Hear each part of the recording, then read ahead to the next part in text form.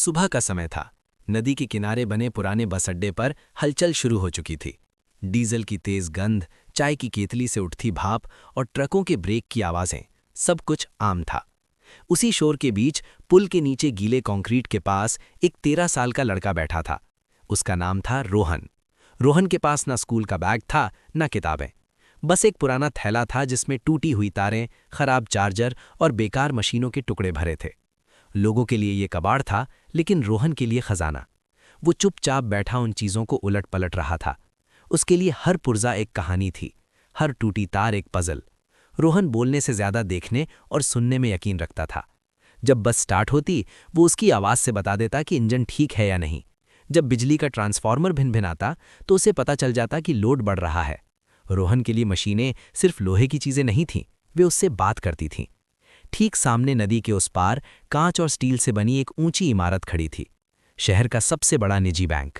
हर सुबह वहां चमकचमाती गाड़ियां आती, लोग जल्दी जल्दी अंदर जाते, फोन पर चिल्लाते, बड़े बड़े फैसले लेते।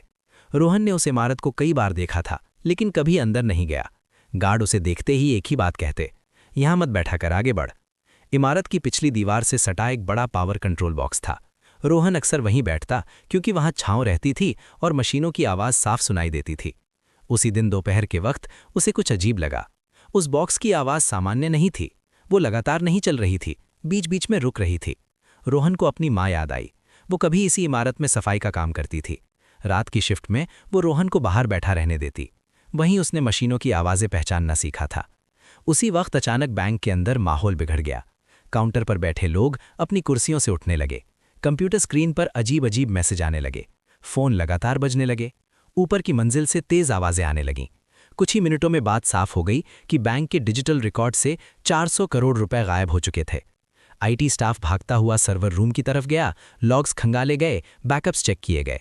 सिक्योरिटी टीम को बुलाया गया। बाहर मीडिया की गाड़ियां भी पहुंचने लगीं। हर गुजरते मिनट के साथ हालात और बिगड़ते जा रहे थे। उसी वक्त बैंक के बाहर पावर कंट्रोल बॉक्स के पास खड़ा रोहन ये सब देख रहा था। उसे किसी ने कुछ बताया नहीं था, लेकिन उसे अंदर कुछ गड़बड़ होने का एहसास हो रहा था। पीछे लगे पावर यूनिट की आवाज उसे सामान्य नहीं लगी। मोटर बीच बीच में रुक रही थी, जैसे किसी ने जानबूझकर उसका दबाव बदला हो। रोहन वहीं रुक गया। उसने अपना थैला नीचे रखा और दीवार के पास खड़े होकर ध्यान से सुना। कुछ सेकंड बाद उसने खुद से कहा, यह सीधी चोरी नहीं है। उसने गहरी सांस ली। उसे लगा अगर वो अभी नहीं बोला तो बाद में कुछ नहीं बचेगा। उसने थैला उठाया और सीधे मुख्य गेट की तरफ पड़ गया। गार्ड ने उसे रोकने की कोशिश की, यहां मत आओ, लेकिन इस बार रोहन रुका नहीं। उसने पहली बार साफ आवाज में कहा, जो पैसा गायब लग रहा है वो बाहर नहीं गया है। गार्ड हंसा ही था कि अंदर से एक महिला तेज कदमों से बाहर आई। चेहरे पर तनाव साफ था। उसका नाम था प्रिया। उसने रोहन की तरफ देखा और पूछा, क्या कहा तुमने? मैडम, ये बस ऐसे ही बोल रहा है, गार्ड ने कहा। रोहन ने नजर झुकाई, फिर बोला, अगर अभी कुछ नहीं किया गया तो थोड़ी देर बाद सिस्टम खुद सब साफ कर देगा। महिला चौंक गई। तुम्हें यह कैसे पता? पावर यूनिट की आवाज बदल रही है। ऐसा तब होता है जब सिस्टम पर दबाव घुमाया जाता है। प्रिया ने एक पल सोचा, फिर कहा, इसे अंदर आने दो। रोहन पहली बार उस ठंडी चमकदार इमारत के भीतर गया। लोग उसे घूर रहे थे। उसके फटे कपड़े, गंदे हाथ, झोला, सब कुछ उस जगह के बिल्कुल उलट। सामने बड़ी बड़ी स्क्रीनें लगी थीं, जिन पर लाल और हरे रंग के नंबर बिना रुके दौड़ रहे थे। आईटी टीम के लोग खामोशी से खड़े थे। सबकी जुबान पर एक ही सवाल, क्या सच में ये सड़क पर रहने वाला लड़का कुछ कर पाएगा? उसी वक्त आईटी हेड अमित शर्मा ने प्रिया की तरफ देखकर झल्लाते हुए कहा, सच सच बताओ, तुम्हारा दिमाग अभी ठीक से काम कर रहा है या नहीं? बैंक डूबने वाला है और तुम एक भिखारी बच्चे को यहां ले आई हो। कमरे में कुछ लोग हल्के से हंस दिए। एक ने धीमी आवाज में कहा, ये क्या करेगा? कंप्यूटर ऑन करना भी आता होगा? प्रिया ने पलटकर सख्त नजर से अमित को देखा। इस वक्त हमें शक करने का नहीं, समाधान ढूंढने का समय है। अमित ने चिढ़कर कहा, समाधान?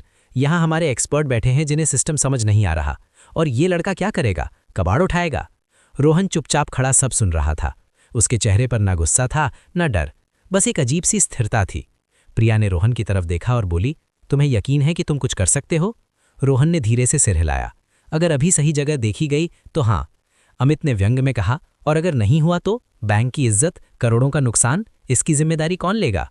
रोहन ने पहली बार सीधी नजर उठाकर कहा, अगर मैं ठीक कर दूं तो? अमित हंसा, तो क्या तुझे इनाम चाहिए? नहीं, आप खुद कहिए। ठीक है, अगर ये बच्चा सच में ये गड़बड़ ठीक कर देता है तो मैं इसे 10 करोड़ रुपए देने को तैयार हूं। कमरे में हलचल मच गई। किसी ने कहा, सर आप मजाक कर रहे हैं? नहीं, क्योंकि मुझे पूरा यकीन है ये कुछ नहीं कर पाएगा। रोहन ने कंप्यूटर के पास खड़े एक इंजीनियर से कहा, मुझे बस एक ऐसा सिस्टम दीजिए जो इंटरनेट से जुड़ा ना हो। इंजीनियर ने हिचकिचाते हुए एक लोकल मशीन उसकी ओर बढ़ा दी। कमरे में हर किसी की नज़र रोहन पर थी। रोहन ने बिना किसी शोर शराबे के, बिना किसी हड़बड़ी के धीरे धीरे कुछ कमांड टाइप किए। ऐसा लग रहा था जैसे वो पहले से ही जानता हो कि उसे क्या देखना है। स्क्रीन पर एक नक्शा उभरने लगा। नंबरों की जगह अब डेटा का बहाव दिख रहा था। अमित चौंक गया। ये क्या खोल दिया इसने? रोहन ने स्क्रीन की तरफ इशारा किया। ये खातों का डेटा नहीं है, ये उस रास्ते का नक्शा है जहां पैसा घूम रहा है। घूम रहा है मतलब पैसा गया नहीं है, बस यहां आकर फंस गया है। कमरे में फुसफुसाहट फैल गई। अमित ने आगे बढ़कर स्क्रीन देखी। ये तो हमारे सिस्टम का हिस्सा ही नहीं है, क्योंकि ये जगह सिस्टम ने खुद बनाई है। प्रिया की आवाज़ हल्की कांपी। अगर ये ना सुलझा तो सिस्टम खुद इस रास्ते को मिटा देगा और फिर पैसा किसी का नहीं रहेगा। अगले 20 मिनट तक कमरे में सन्नाटा था। सिर्फ रोहन की उंगलियां कीबोर्ड पर चल रही थीं।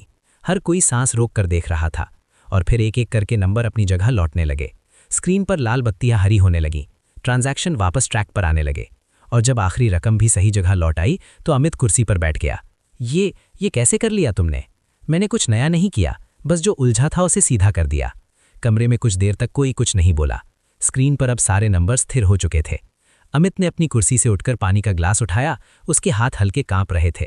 मैंने जो कहा था 10 करोड़ रुपए का, मैं मजाक नहीं कर रहा था। तुम्हें 10 करोड़ रुपए मिलेंगे, आज नहीं तो कल। रोहन ने कोई उत्साह नहीं दिखाया, ना आंखों में चमक, न चेहरे पर खुशी। वो बस कुछ सेकंड चुप रहा। फिर उसने कहा, सर, क्या मैं एक सवाल पूछ सकता हूं?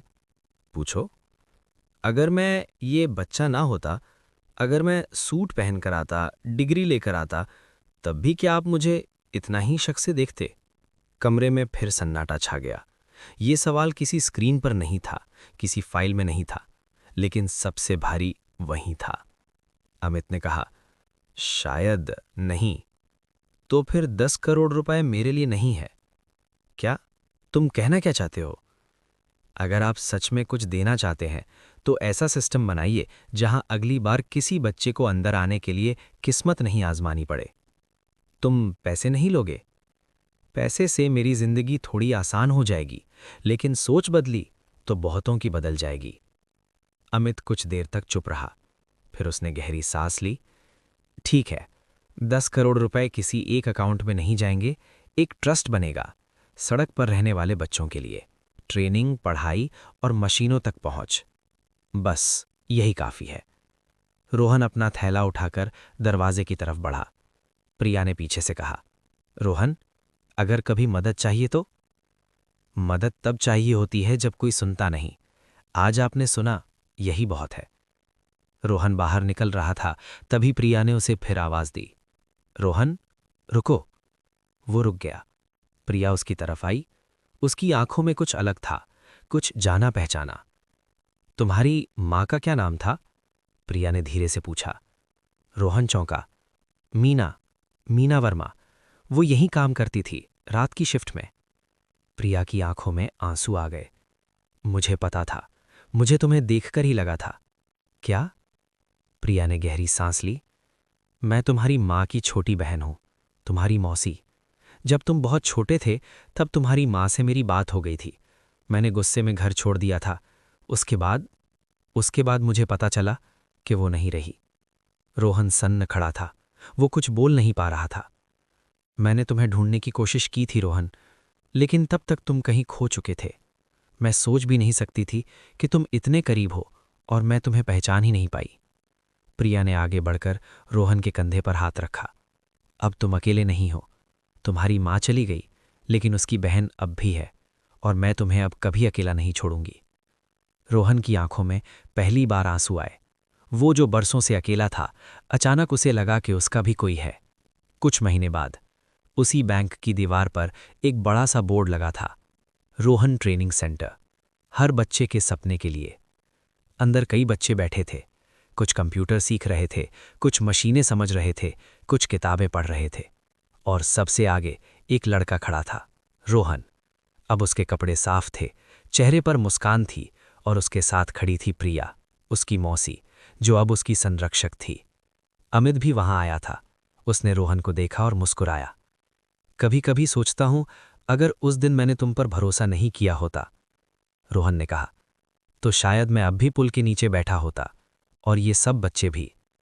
लेकिन तुमने किया, और इसीलिए आज ये सब संभव है। प्रिया ने रोहन के सिर पर हाथ फेरा। तुम्हारी मां को बहुत गर्व होता। रोहन ने मुस्कुराकर कहा, वो हमेशा कहती थी, हर चीज में एक मौका छिपा होता है, बस देखने वाली नजर चाहिए। उस दिन के बाद शहर में कई चीजें बदल गईं, लेकिन सबसे बड़ा बदलाव लोगों की सोच में आया।